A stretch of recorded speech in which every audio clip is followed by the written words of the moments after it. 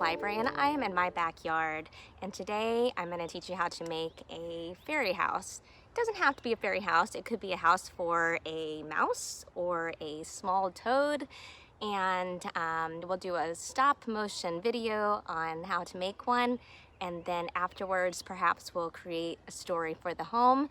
But I also want to challenge you to make your fairy house at your home. It could be in your front yard or your backyard. Make sure to get parental permission for any flowers that you might grab, and maybe have them help you pick what might be good to use in your fairy garden home.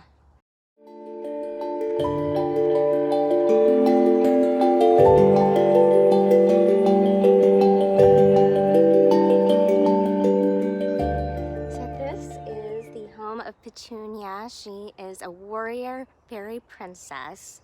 She has a pet frog who keeps her company, and she'll often ride on the back of a tabby house cat that has the prettiest stripes and the greenest eyes, and they go off and they fight battles in the forest against the evil Rat King. So I hope you have fun making your fairy home, or it could be a mouse home too. And tell us your story.